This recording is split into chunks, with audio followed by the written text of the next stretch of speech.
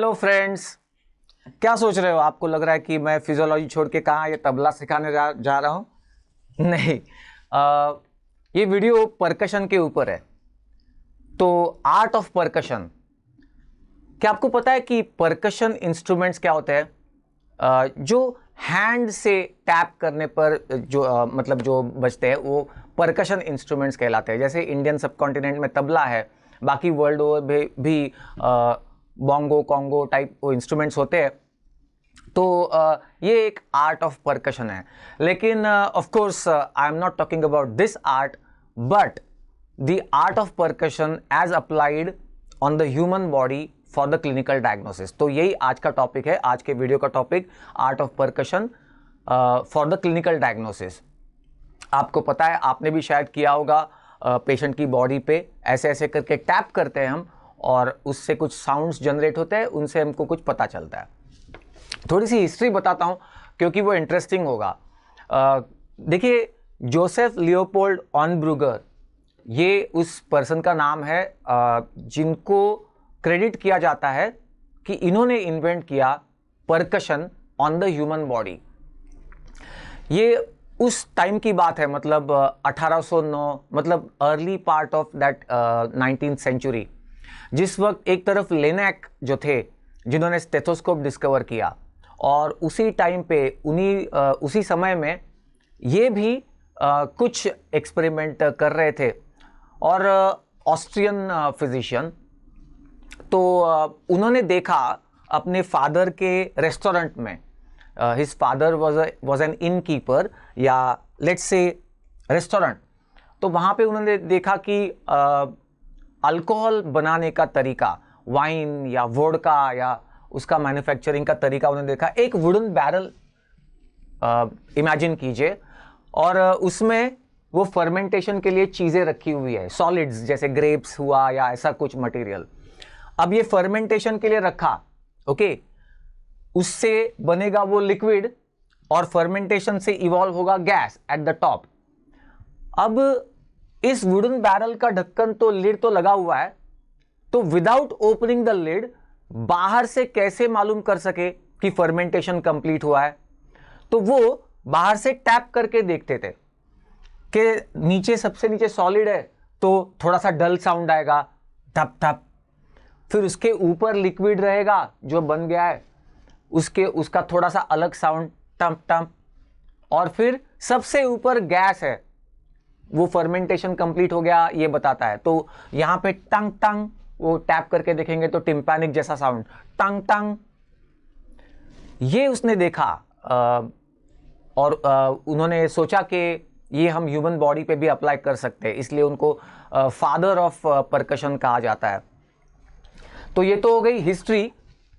चलिए अब देखते हैं कि ये परकशन हमें कैसे यूज करना होता है। एक हाथ हम अपने बॉडी पे रखते हैं पेशेंट के, और वो फिंगर जो बॉडी पे रखा हुआ है उसको कहते हैं प्लेक्सीमीटर, और दूसरे फिंगर से हम मारते हैं दूसरे हाथ के फिंगर से, तो ये हो गया प्लेक्सर। प्लेक्सर, प्लेक्सीमीटर, मीटर मतलब मेजर करने वाला, और ये प्लेक्सर मतलब मारने वाला। इस तरीके से आप सोच सकते हो। एक बात याद रखना कि ये जो प्लेक्सीमीटर फिंगर है वो बॉडी पे कंप्लीटली फर्मली अटैच्ड होना चाहिए, ओके, इस बात को याद रखना। अच्छा, ये जो परकशन का जो स्किल है, ये कुछ सिमिलर सा है अल्ट्रासोनोग्राफी से, थोड़ी सिमिलैरिटी है। आपको पता है अल्ट्रासाउंड कैसे वर्क करता है? एक अल्ट्रासोनिक फ्रीक्वेंसी का sound is sent into the body, और अंदर जो भी ऑर्गन, मतलब उसकी जैसी भी कंसिस्टेंसी होगी, सॉलिड, लिक्विड, गैस या जो भी होगा, तो ये sound energy will be converted into the light energy and the images will be created, okay. और वो इमेजेस हमें स्क्रीन पे दिखते हैं। Depending on the consistency of the organ inside, वो शैडो अलग अलग टाइप की दिखेगी आपको अल्ट्रासोनोग्राफी पे, और उससे हम कुछ कंक्लूजन्स निकाल सकते हैं। तो somewhat similar is the principle of percussion, यानी आप जब टैप करते हो तो ये जो साउंड है या जो वाइब्रेशंस है वो अंदर जाके अंदर नीचे, एग्जैक्टली नीचे जैसा भी ऑर्गन होगा उस हिसाब से, जैसे ये साउंड स्ट्राइक करेगा तो उस हिसाब से वो आपको एक नोट क्रिएट होगी, वो सुनने को मिलेगी। जैसे सॉलिड है तो कुछ अलग टाइप का साउंड होगा, गैस है तो कुछ अलग टाइप का साउंड होगा। तो somewhat similar to the ultrasonography. अब देखते हैं कि कैसे साउंड्स प्रोड्यूस होते हैं। बेसिकली इन साउंड्स को कहते हैं नोट्स ऑन परकशन, और 3 तरह के नोट्स ऑन परकशन होते हैं। एक है डल, जहां पे एकदम सॉलिड सा ऑर्गन है तो उसके ऊपर डल नोट सुनाई देगा, टप टप। रेजोनेंट नोट, जहां पे जैसे एक ऑर्गन के अंदर small small cavities which are filled with air, तो लंग्स में होते हैं अल्वियोलाई, और अल्वियोलाई मतलब small small cavities filled with air.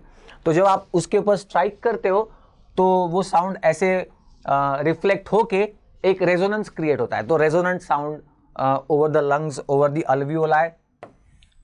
और तीसरा tympanic note, a large hollow organ filled with air or gas, a large hollow viscous organ कह लो, viscous viscera, filled with air or gas, तो उसके ऊपर tap करो तो tympanic note. Okay, तो डल, resonant and tympanic note, ठप ठप, तंग तंग, तंग तंग, ऐसे 3 अलग अलग तरह के साउंड्स हमें सुनाई देते हैं और उनको नोट्स ऑन परकशन कहा जाता है।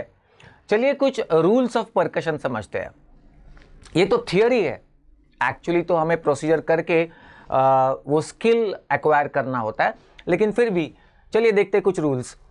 मूवमेंट एट द रिस्ट, देखिए ये प्लेक्सीमीटर फिंगर और ये प्लेक्सर, तो प्लेक्सर की मूवमेंट एल्बो में नहीं होनी चाहिए ऐसे, बल्कि रिस्ट ऐसे। ओके, ये स्किल है, करते करते ही डेवलप होगा। Pleximeter firmly attach to the body और टू द स्किन, हाँ बहुत जरूरी है।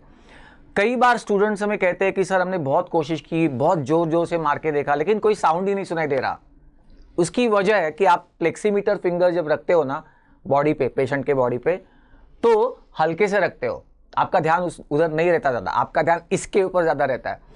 तो यहाँ पे ये आपने लाइटली रख दिया और प्लेक्सीमीटर फिंगर और पेशेंट की स्किन, उसके बीच में थोड़ी गैप रह जाती है, वहां पे एयर होती है और air is a bad conducting medium, तो इसलिए फिर साउंड आपको नहीं सुनाई देता।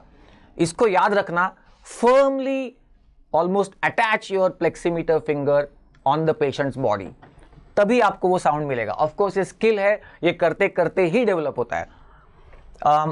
तीसरा, start from the tympanic or resonant area and move towards the dull region in a perpendicular fashion। जैसे मान लो यहां पे हार्ट की बॉर्डर है, तो आप रेजोनेंट एरिया से परकशन करते करते करते ऐसे परपेंडिकुलरली जाओगे, ये हार्ट की बॉर्डर है। So always move from resonant area to the dull area. ऐसे कुछ इंपॉर्टेंट रूल्स है। अब आपको कुछ फिजियो प्लस प्लस बताता हूं कि कैसे हम इतने सिंपल से प्रोसीजर करके भी डायग्नोसिस पे आ सकते हैं। देखिए ये एक राइट लंग शो किया है यहाँ पे, और नीचे लिवर, डायफ्राम, और फिर नीचे लिवर इन द एब्डोमेन। आप लंग्स के ऊपर परकस कर रहे हैं, ओके, परकस करते करते आए और आपको एक एरिया में कहीं पे डल साउंड सुनाई दे रहा है, डल नोट आ रही है। अब आपको पता नहीं कि ये डल नोट प्लूरल एफ्यूजन की वजह से है या लिवर की वजह से है।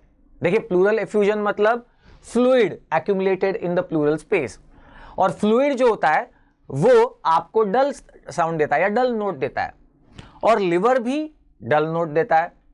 तो अब उसमें भी थोड़ा सा साउंड में फर्क हो सकता है, स्टोनी डल या दूसरे तरह का डल, लेकिन आपको पता नहीं कि ये जो डलनेस मिल रही है आपको यहाँ पे, ये प्लूरल एफ्यूजन की है या लिवर की वजह से डलनेस है।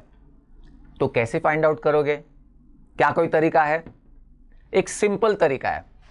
आप परकशन करते करते करते नीचे आए on the right side, okay, right side पे नीचे नीचे आए और रेजोनेंट रेजोनेंट रेजोनेंट रेजोनेंट, और एक जगह पे आपको डल नोट मिला। अब यहां से प्लेक्सीमीटर को हटाना नहीं, प्लेक्सीमीटर को लिफ्ट नहीं करना, यहीं पे रखना और पेशेंट को कहना take a deep breath, deep inspiration. देखो आपने यहां पे प्लेक्सीमीटर फिंगर रखा हुआ है, इसको हटाया नहीं, और पेशेंट अब डीप इंस्पिरेशन लेगा। उससे क्या होगा? Diaphragm will be pushed down and liver will be pushed down. तो गौर करो कि अगर आपका जो डलनेस जो आपको मिल रहा था वो लिवर की वजह से था, तो अब लिवर नीचे चला जाएगा और आपके प्लेक्सीमीटर फिंगर के नीचे लंग्स आएंगे और आप वो डलनेस डिसअपियर, मतलब वहां पे आप डलनेस मिलेगा नहीं। फिर से आप टैप करके देखना, फिर से परकशन करके देखोगे तो वहां पे रेजोनेंट आया होगा। इसका मतलब वो जो डलनेस मिल रहा था आपको वो लिवर डलनेस था। लेकिन अगर आपने उसको डीप इंस्पिरेशन करने के लिए कहा, लिवर नीचे चला गया और फिर से आप टैप करके देखते हो और फिर से आपको डल ही नोट मिल रहा है, इसका मतलब डेफिनेटली वो डल नोट प्लूरल फ्लूइड का है, डेफिनेटली ये प्लूरल एफ्यूजन हो सकता है। तो एक सिंपल से टेस्ट से आपने एक इंपॉर्टेंट डायग्नोसिस अचीव किया या ढूंढ के निकाला।